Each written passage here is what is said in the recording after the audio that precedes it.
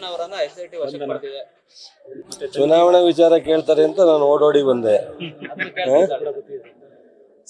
ಇದೆಲ್ಲ SIT ಮಾಡಿರ್ತಕ್ಕಂಥದ್ದು, SIT ಮಾಡಬೇಕು ಅಂತೇಳಿ ಬಹಳ ಒತ್ತಡ ಮಾಡಿರ್ತಕ್ಕಂಥವರೇ ಬಿಜೆಪಿಯವರು ಮಾತಾಡಿದ್ದಾರೆ. ಸರ್ಕಾರ ಜವಾಬ್ದಾರಿ ಇದೆ, ಅನಿವಾರ್ಯ. ಇಂಥ ಒಂದು ದೊಡ್ಡ ಸ್ಕ್ಯಾಮ್ ಬಂದಾಗ ಸರ್ಕಾರ SIT ಮಾಡದೆ, ತನಿಖೆ ಮಾಡದೆ ಇದ್ರೆ ಇಡೀ ರಾಜ್ಯದ ಜನ ನೆಮ್ಮದಿ ಹೇಗೆ? ಸರ್ಕಾರದ ಬಗ್ಗೆ ಒಂದು ಗೌರವ ಹೇಗೆ? ಹಾಗಾಗಿ ಅದನ್ನು ಮಾಡಿದ್ದು. ಸೊ ಅದ್ರ ಪ್ರಕ್ರಿಯೆ ಹಿನ್ನೆಲೆಯಲ್ಲಿ ಕೋರ್ಟಲ್ಲಿ ನಿನ್ನೆ ಬೇಲ್ ರಿಜೆಕ್ಟ್ ಆಗಿದೆ. ಹಾಗಾಗಿ ತನಿಖೆ ತಗೊಂಡಿದ್ದಾರೆ. ನಿನ್ನೆ ಕುಮಾರಸ್ವಾಮಿ ಮಾತಾಡಿದ್ರು, ಚುನಾವಣೆ ಮುಗಿಲಿ, ಸರ್ಕಾರ ಮುಂದೆ ಏನಾಗುತ್ತೆ ಅಂತ ಅವ್ರು ಯಾವತ್ತೂ ಹೇಳಿಲ್ಲ, ಅವ್ರು ಯಾವತ್ತೂ ತೊಡೆ ತಟ್ಟಿಲ್ಲ, ಯಾವತ್ತೂ ಈ ತರದ ಮಾತಾಡಿಲ್ಲ. ಬಹುಶಃ ಖಾಸಗಿಯಾಗಿ ಅನೇಕರು ಮಾತಾಡ್ತಾರೆ. ಬಹುಶಃ ಇದಾಗದ್ಕಿಂತ ಮೊದಲು DK ಶಿವಕುಮಾರ್ ಅವ್ರ ಬಗ್ಗೆ, ಮುಖ್ಯಮಂತ್ರಿಯವ್ರ ಬಗ್ಗೆ, ರಾಹುಲ್ ಗಾಂಧಿ ಅವ್ರ ಬಗ್ಗೆ ಸಿಂಗ್ಯುಲರ್ ಆಗಿ ಮಾತನಾಡಿ, ಸೊ ಈ ಎಲ್ಲ ಇಶ್ಯೂನ ಹೆಚ್ಚು ಗಂಭೀರವಾಗಿ ತಗೊಳಕ್ಕೆ ಅವರು ಒಬ್ರು ಕಾಣ್ರೆ ಅಲ್ವಾ? ನಿನ್ನೆ ಅಮಿತ್ ಶಾ ಮತ್ತು ಕುಮಾರಸ್ವಾಮಿ ಇಂಥ ಒಂದು ಸಮಸ್ಯೆನ ಎದುರಿಸ್ತಾ ಇರ್ತಕ್ಕಂಥ ಜನತಾ ದಳ ಜೊತೆ ಮಿತ್ರತ್ವನ ಯಾವ ರೀತಿ ಅವರು ಮುಂದುವರಿಸ್ತಾರೋ ನಮಗೆ ಗೊತ್ತಿಲ್ಲ. ರಾಷ್ಟ್ರೀಯ ಪಕ್ಷ ಮಹಿಳೆಯರಿಗಾಗಿರ್ತಕ್ಕಂಥ ಅನ್ಯಾಯ ಬಹುಶಃ ಯಾವುದೇ ಮೂಲೆಯಲ್ಲಿ ಯಾವುದೇ ಪಾರ್ಟಿಲಿ ಆಗಿದ್ರೆ ಮೋದಿಯವರು, ಅಮಿತ್ ಶಾ ಅವರು ಇದನ್ನ ಎಷ್ಟು ತೀಕ್ಷ್ಣವಾಗಿ ಖಂಡಿಸ್ತಿದ್ರು ಅಂತ ನಿಮಗೂ ಗೊತ್ತಿದೆ, ನಮಗೂ ಗೊತ್ತಿದೆ. ಇಂಥ ಸಂದರ್ಭದಲ್ಲಿ ಮಾನ್ಯ ಕುಮಾರಸ್ವಾಮಿ ಅವ್ರನ್ನ ಭೇಟಿ ಮಾಡಿ ಚರ್ಚೆ ಮಾಡಿರ್ತಕ್ಕಂಥದ್ದು ಒಂದು ದೊಡ್ಡ ಅಪರಾಧವೇ ಅಂತ ಅದರಲ್ಲಿ ಎರಡನೇ ಮಾತೇ ಏನಿಲ್ಲ. ಮತ್ತು ಇವಾಗ ಮುಂದುವರೆದು ರೇವಣ್ಣವ್ರ ವಿಚಾರ, ಪ್ರಜ್ವಲ್ ವಿಚಾರ SIT ಇದೆ, ಅದು ತನಿಖೆ ಮಾಡುತ್ತೆ. ತನಿಖೆ ವರದಿಯನ್ನ ಮುಖ್ಯಮಂತ್ರಿಗಳಿಗೆ ಮತ್ತು ಗೃಹ ಸಚಿವರಿಗೆ ಕೊಡುತ್ತೆ. ಅದು ಏನು ಪ್ರಕ್ರಿಯೆ ಇರುತ್ತೆ, ಕೋರ್ಟ್ ಇದೆ, ಕೋರ್ಟ್ ಮುಂದುವರ್ಸ್ಕೊಂಡು ಹೋಗುತ್ತೆ. ಅದನ್ನೇನಲ್ಲ. ಬಹುಶಃ ಅಮಿತ್ ಶಾ ಅವರು ಕ್ಯಾಶುವಲ್ ಆಗಿ ಭೇಟಿ ಮಾಡಿದ್ರು, ರಾಜಕೀಯ ಭೇಟಿ ಮಾಡಿದ್ರು, ಯಾವ ಕೇಸ್ನಲ್ಲಿ ಎಲ್ಲವೂ ಊಹಾಪೋಹ ಬರುತ್ತೆ ಆಟೋಮೆಟಿಕ್ ಆಗಿ. ಯಾವ ಕಾರಣಕ್ಕೆ ಭೇಟಿ ಮಾಡಿದ್ರು, ಕೇಂದ್ರದ ಗೃಹ ಸಚಿವರು ಅವ್ರ ಮೇಲೆ ಏನ್ ಪ್ರಭಾವ ಬೀರಕ್ ಹೋಗಿದ್ರು, ಇವೆಲ್ಲ ಚರ್ಚೆ ಆಗುತ್ತೆ. ಬಹುಶಃ ಅಮಿತ್ ಶಾ ಅವರೇ ಹೇಳ್ಬೇಕು ಈ ತರದವ್ರು ಯಾವ ಕಾರಣಕ್ಕೆ ಬಂದಿದೆ ಅಂತ. ಯಾಕೆ ಅನುಮಾನ? ಯಾಕೆ? 100ಕ್ಕೆ 100 ತನಿಖೆ ವಿಚಾರದಲ್ಲಿ ಯಾವುದೇ ಸಂಶಯ ಪಡುವಂತ ಅವಶ್ಯಕತೆ ಏನಿಲ್ಲ. ರಾಜಕೀಯವಾಗಿ ಪ್ರೇರೇಪಣೆ ಮಾಡ್ತಕ್ಕಂಥ ಪ್ರಶ್ನೆನೂ ಇಲ್ಲ. ಏನು ಸಂತ್ರಸ್ತರು ಇದ್ದಾರೆ ಅವ್ರಿಗೆ ನ್ಯಾಯ ಒದಗಿಸ್ತಕ್ಕಂಥದ್ದು ಸಮಾಜದ ದೃಷ್ಟಿಯಿಂದ, ರಾಜ್ಯದ ಕನ್ನಡಿಗರ ಗೌರವವನ್ನ ಕಾಪಾಡೋ ದೃಷ್ಟಿಯಿಂದ ಸರ್ಕಾರ ತನಿಖಾ ಸಂಸ್ಥೆಗೆ ಫ್ರೀಡಮ್ ಕೊಟ್ಟಿದೆ. ಅವರು ಅದನ್ನ ಮಾಡ್ತಾರೆ.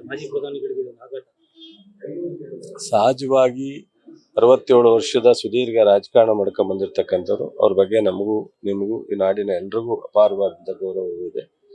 ಬಹುಶಃ ಇದು ಸಹಜವಾಗಿ ಆಘಾತ ಆಗುತ್ತೆ, ಅವ್ರು ಎಕ್ಸ್ಪೆಕ್ಟ್ ಮಾಡಿರಲ್ಲ.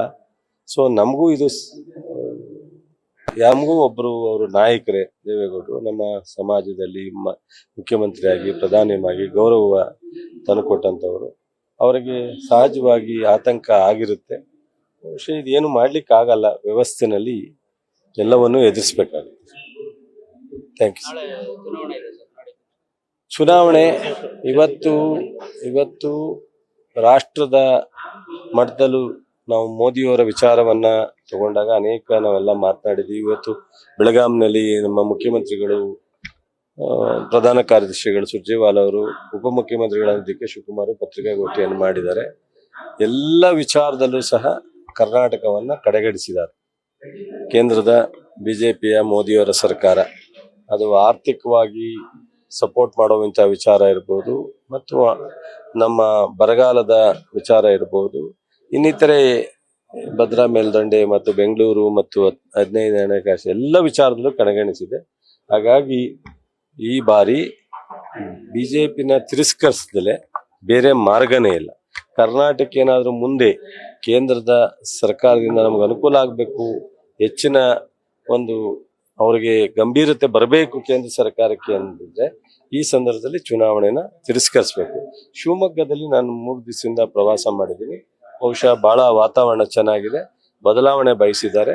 ಗೀತಾ ಶಿವರಾಜ್ ಕುಮಾರ್ ಅವ್ರನ್ನ, ಬಂಗಾರಪ್ಪನವರ ಮಗಳಿರ್ಬೋದು, ರಾಜ್ಕುಮಾರ್ ಸೊಸೆ ಇರ್ಬೋದು, ಕಾಂಗ್ರೆಸ್ ಪಕ್ಷದ ಹಿತವನ್ನ ಮತ್ತು ಈ ಗ್ಯಾರಂಟಿಗಳು, ಸಿದ್ದರಾಮಯ್ಯ, DK ಶಿವಕುಮಾರ್, ರಾಹುಲ್ ಗಾಂಧಿ, ಖರ್ಗೆ ಅವರ ನಾಯಕತ್ವ ಇರ್ಬೋದು, ಈ ಮಧುವರ ಇಲ್ಲಿ ಕೆಲಸ ವೈಖರಿ ಇರ್ಬೋದು, ನಮ್ಮ ಪಕ್ಷದ ಎಲ್ಲ ಮುಖಂಡರುಗಳು ಸಹ ಒಟ್ಟಾಗಿ ಸಂಘಟನೆ ಮೂಲಕ ಎದುರಿಸ್ತಾ ಇದ್ದಾರೆ.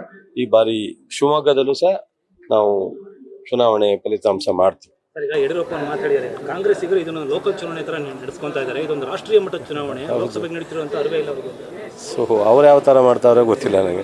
ಚುನಾವಣೆ ಥರ ಮಾಡ್ತಾ ಇದ್ದೀವಿ. ಸೊ ಜನರಿಗೆ ಅವೇರ್ನೆಸ್ ತರ್ತಕ್ಕಂಥದ್ದು, ಕೇಂದ್ರದಲ್ಲಿ ನಡ್ಕೊಳ್ತಾ ಇರ್ತಕ್ಕಂಥ ರೀತಿ ಮತ್ತು ನಮ್ಮ ರಾಜ್ಯಕ್ಕೆ ಆಗ್ತಕ್ಕಂಥ ಅನ್ಯಾಯವನ್ನು ಸೊ ಜನರಿಗೆ ತಲುಪಿಸ್ತಾ ಇದ್ದೀವಲ್ಲ, ಅದು ಒಂದು ಸ್ವಲ್ಪ ಗಾಬರಿ ಆಗಿರ್ಬೇಕು ಅವ್ರಿಗೆ. Thank you. ನ್ಯೂಸ್ ಫಸ್ಟ್ ನಿರ್ಭೀತಿಯಿಂದ ನಿಮ್ಮ ಪರವಾಗಿ.